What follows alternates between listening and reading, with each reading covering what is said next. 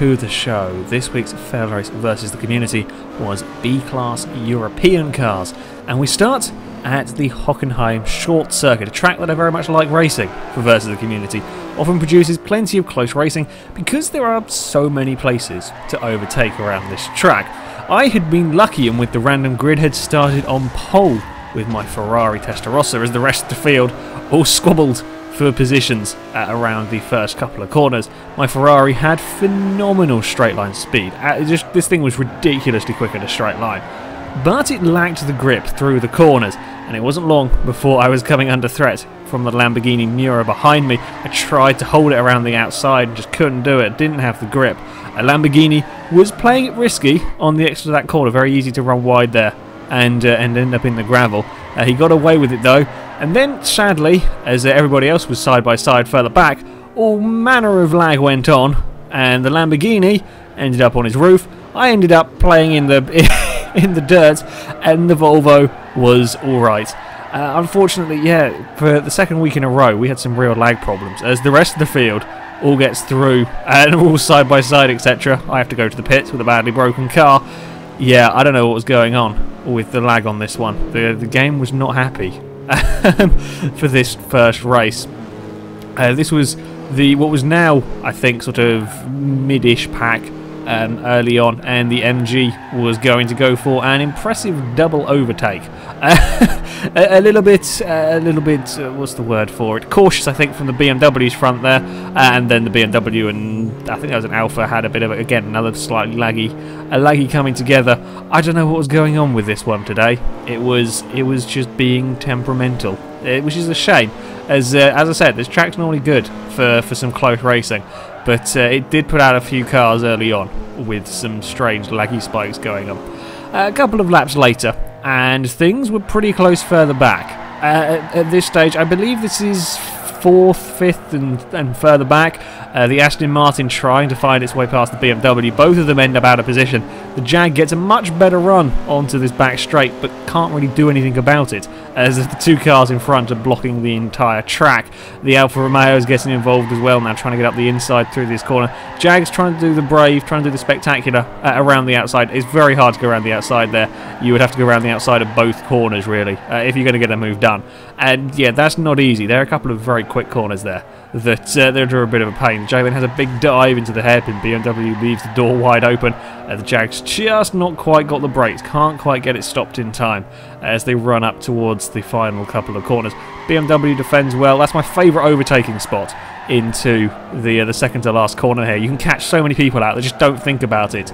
But the BMW defended well in that one. The Jag was kind of having a little bit of a look. The BMW does find itself in a rather tricky predicament in here. When you want to attack the car in front, but you've got a very fast car behind you as well, it becomes a very tough balancing act between trying to find a way past the Aston Martin while not exposing yourself so much to the car behind. And unfortunately, the BMW just outbrakes himself a little bit into the second corner, and that's all you need. Just a little mistake when you're trying to defend, and the car behind will get past. And now the Jag can set off after the Aston Martin. Ignore the engine smoke, that is a laggy replay.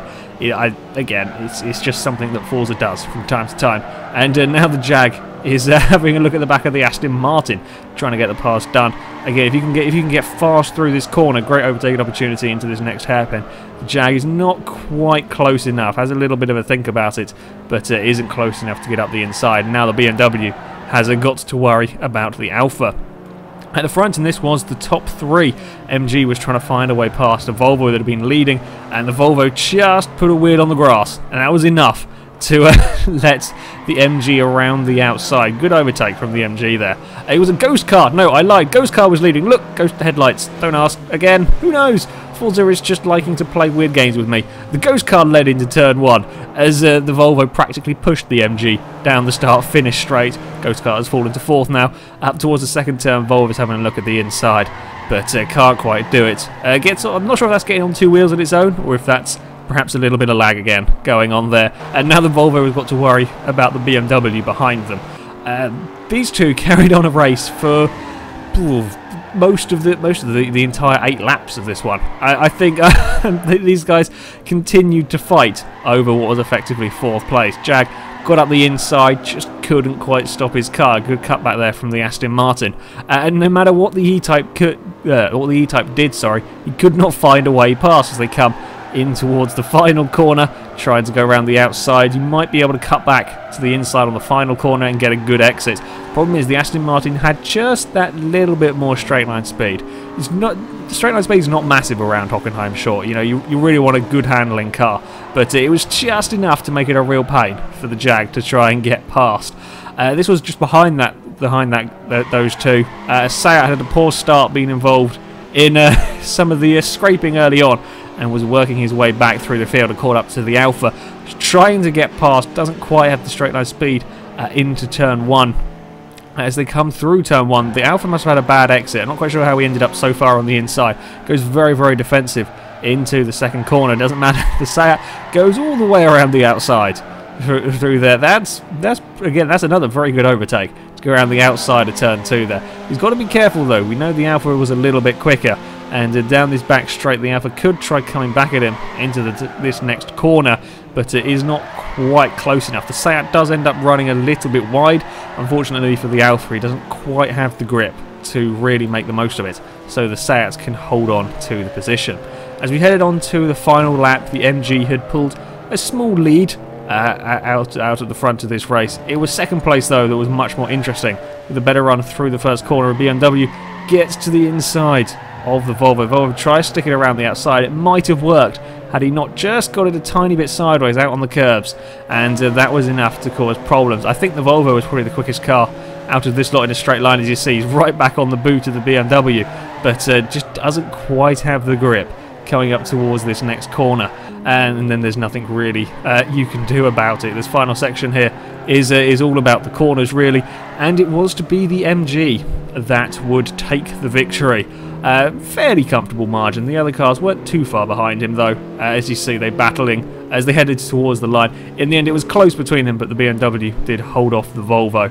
Yeah, it had been an eventful race at Hockenheim, as it normally is. These two had carried on their argument for the entirety of the race, and on the final lap, Jaguar had a great run out of the final corner. Tries kind of get into the outside of the Aston Martin, but just doesn't quite have the acceleration to beat it across the line. It had been a good race at Hockenheim Short. Not for me, I ended up down in 10th somewhere having to take a pit stop, but it had been a good race for most of the other cars. Our second race, we went to the Silverstone International Circuit, and once again, off the line, my Ferrari was absolutely flying and made up, I think, about 3 or 4 places in the first corner. Yeah, the Ferrari was mighty quick in a straight line. It struggled through the corners, not as much as some of the cars up in front. Somebody hit a curb, got on 2 wheels and spun in front of the pack, and it was a messy opening lap. Not the worst crashes we've seen, but it certainly wasn't that good. A few cars got bumped around. I think it was caused somebody towards the front got it on 2 wheels, spun around, and then somebody in the background, I think it was the same car that spun on the curb earlier, had a roll off the curb there. That BMW wasn't liking the curbs here. It was one of those things. The car towards the front of the field has a spin early on, and yeah, that causes problems. Lag was also being a pain yet again. I decided to go to interesting parts of the track to try and avoid all of the early laggy stuff that was going on, and I probably got myself out of shape going through bridge. Just ran a little bit wide, and yeah, that was that. A little bit further on, and at the front it was an Aston Martin that led from a Vauxhall VX220, and a Fiat Bath found himself in third, trying to get past the pair of them as they run into the final corner. I think the Vauxhall was trying to go around the outside of the Aston. They tangled somewhere around the outside of the corner, and the Fiat made up 2 places in 1 corner. You can't complain when that sort of thing happens. However, the Fiat did struggle with the straight line speed, as the Vauxhall and the Aston were both quicker than him. The Aston the fastest of the 3. As they head up towards turn 1, it's 3 wide almost. The Vauxhall just manages to cut in front of the Fiat before they go 3 wide through turn 1. Yeah, it's pretty scary trying to fit 2 cars through there, let alone trying to fit 3. But everybody got away with it, which is always good to see. Coming up towards Maggers and Beckett's, the Aston Martin just runs out of grip, and one of the Lotus Cortinas got his car onto 2 wheels through there. Yeah, the curbs were proving a little bit of a pain. It would have been profitable for me though. The Aston Martin and Cortina had both fallen off the road directly in front of me, so I'd made up a couple of positions. This is where you see the speed of the Ferrari. You saw the gap I had back from the Miura, and I'm alongside him and can brake side by side into the hairpin. The Miura is a better handling car, no doubt about it, through the corners, and in that case he just got it out a little bit wide over the curb, and that was more than enough for for me to scamper up the inside. And you can just see the gap I can pull on acceleration. The Ferrari is a phenomenal. This is just surprised me how quick this was compared to everything else out there. A real hand through the corners, but very, very fast in a straight line. The Aston Martin, having had that little off at Mags and Beckett's, had dropped back into the clutches of a Peugeot 205. Always good to see 205s out. I do love the 205. Not my choice of B-class car, these ones, sadly. But I like the car, just not my favourite car of Forza 4. Never really been able to make one of these work. The Aston Martin though was having problems, just did not have the grip of the Peugeot. The Peugeot sneaks up the inside at the final corner. However, the Aston Martin does have the speed. The V8 Vantages are very quick cars in B-class. I seem to remember I ran one of these at some point. Very fast cars. Not quite as quick as the Ferrari, I have to say, but fast nonetheless. And he gets to the inside as they go into turn 1. The Peugeot braves it around the outside, runs perhaps a little bit wide on the exit, but it's hard enough going too wide through there as it is. The Aston Martin is still sort of on the inside, has got the acceleration, but is a little bit too far back, and has to concede the place as they go through Mags and Beckett. And the Peugeot can move up into what I think was 6th or 7th. Yeah, good overtake by the Peugeot. Took a few corners to get it done, but nevertheless, he found a way past the Aston. At the front, it didn't take long for me to dispatch the Vauxhall just with my sheer straight line speed, and then we had this sort of interesting tug-of-war battle, if you like. As you can see through the final section, the Vauxhall is right up on the back of my car, and then we go to a couple of straight bits, and then I can pull a humongous lead. I can pull about 120 foot just from a couple of straights. That is the speed. Look at the gap I've now got just down that fairly short front straight in the Ferrari. The Vauxhall was right behind me, and even if he gets an excellent run through turn 1, which he didn't that time, was just a little bit too wide, yeah, I have just got the speed in this car. It is so quick in a straight line. Again, you see the amount of gap, ignore the little bit of lag going on as well, that the Ferrari can pull. This is a ridiculously quick car. I had no idea that this was so fast. I mean, I knew it was going to be fairly quick, hence why I chose it. Sacrificed a bit of the handling for a quick car in a straight line. Didn't realise it was going to be that quick though. It really is just stupidly fast. This little group of cars stayed together for most of the race. It was a little bit more spread out race. A few cars were broken in that the first lap incident, and I'm not sure if lag didn't break a couple of cars either.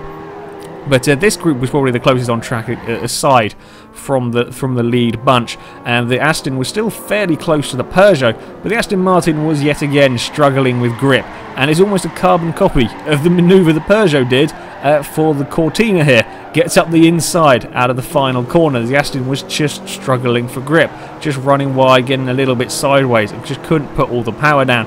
But as they come along the start-finish straight, you know, you've got the speed, you've got the acceleration of the Aston Martin, can get back up the inside, is on the inside for turn 1. Does this look familiar to anybody else? And round we go again, side by side, through the first corner. This time, though, the Aston Martin is a little further alongside and isn't going to give up as easily as we come into Mags and Beckett's. Unfortunately for the Cortina, just put a wheel on the grass, and that dragged his car off. Is all you need, just a tiny sort of, these sort of speeds, just a tiny wheel on the grass can drag your car off course, and by the looks of it, that's what happened to the Cortina, and he got caught out there and lost the position. At the front, and I'd managed to break a bit of a gap back to the Vauxhall. Just the sheer speed of this car was phenomenal. I don't think I've worked harder trying to keep a car on the road, I will say that. This is not an easy car to drive at all, but it is very, very quick. If you can hold a lap together, the straight line speed of this Ferrari was phenomenal, and I could take the victory here at Silverstone. Yeah, it had been hard work though, it certainly had been, keeping that car on the track.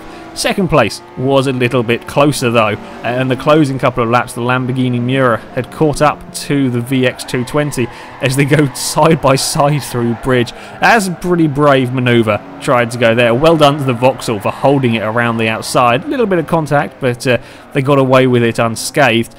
Coming up towards these next couple of corners, this is where the Vauxhall is fast. Vauxhall very, very good through these corners. Pretty good in a straight line as well, considering. Yeah, look at the size of the wing. Considering the Vauxhall is much more of a handling car. It's not bad in a straight line. There's a ghost car getting involved again. But it just doesn't have the speed of the Miura. The Miura goes around the outside and there's absolutely nothing the Vauxhall can do. It's the worst feeling in any race when there is just nothing you can do about that one. The Miura out-drags into the line and gets second place. Not by very much though. We move on to the third and final race at the Catalunya International. Is it in this national circuit? That's the one, I think. I'm getting confused. I'd started, I think, second last on the grid with a Ferrari, and this is just the acceleration of the Ferrari. By the first corner, I had ended up near enough first. The Jaguar that I gave a bump to was the changed course massively. It doesn't show it very well in the replay. Changed course massively in the braking zone, and my Ferrari doesn't have the best of brakes. I could do bugger all about that one. So apologies to the Jag, but there was nothing I could do on that one. Yeah, I had found myself in the lead. That is the speed of this Ferrari. It's absolutely ridiculous. It's a pain through the corners. You really do fight it through the corners. You can see here the BMW's right up on my tail here as we come in towards the hairpin. But yeah, once you do get it in a straight line, it absolutely flies. Again, this was not the cleanest of opening laps around here. You saw in the background an Alpha found itself in the wall somewhere. Somebody got spun around into turn 1 and was pointing backwards, which is never good. Yeah, it wasn't the cleanest of opening laps, and yet again lag would play a little bit of a part. Wasn't as bad in this race, or as far as I saw it, certainly wasn't as bad as the previous two. Occasional flyy car here and there, but yeah, certainly wasn't as terrible as it could have been. The Audi here going to the inside at the hairpin. There's an Alpha right on the back of a Seat through the hairpin. The Catalunya track can be a little bit harder to overtake around here. You've got a couple of very good opportunities, that hairpin there being one. But this final section is quite slow, quite twisty, but very hard to overtake. Trying to fit 3 cars into here never would end well. The TT got away with it, probably thanks to 4-wheel drive there. Just give it a bootful and you can get away with that when driving a 4-wheel drive car. In the end, the BMW came off the worst of that, losing a couple of positions. It's pretty tough overtaking through that final section. It's very tight, very narrow, not very much room for error at all. Your best opportunity is probably into turn 1, and it looked like the Alpha was going to get the pass down on the BMW. I'm not sure if he backed out of it or if the BMW just has that little bit more straight line speed. I was expecting the Alpha to soar past, but as it was, the BMW could just fend him off into turn 1. I hadn't really escaped very far up the road either from this little battle. It was a better line through this next section that allowed the Alfa Romeo past. Looked like for a minute they're going to go too wide at the top of the hill, but in the end the Alfa just has the acceleration to get past. Good overtake that one from the Alfa actually, just positioning himself nicely for the run up the hill. There was some good racing elsewhere in this one. As I said, a couple of cars were broken, which is a little bit of a shame on the opening lap. But you know, it's racing. It happens. It happens occasionally with these, especially when you got 16 people. I think it's actually slightly less. We had problems getting people connected in this one. Forza 4 servers are being unhappy the last couple of weeks. With this group, this was somewhere down the mid pack that was being led by the Golf. There were a lot of people that were kind of just about within sight of each other. There wasn't a huge amount of overtaking going on at this stage. The MG here pretty quick in a straight line. Golf feels the need to go defensive into turn 1, but the MG's not really close enough to try very much. Yeah, this was quite a lot of this race looked like. Just sort of cars circulating is something that's got a bit lost there. Cars circulating within close proximity of each other, just not a huge amount of overtaking going on. The Seat's having a look at the inside, top of the hill. That's a brave place to try and overtake. There at the top of that hill. You can fit 2 cars wide there, but I personally don't like doing that unless you really have to.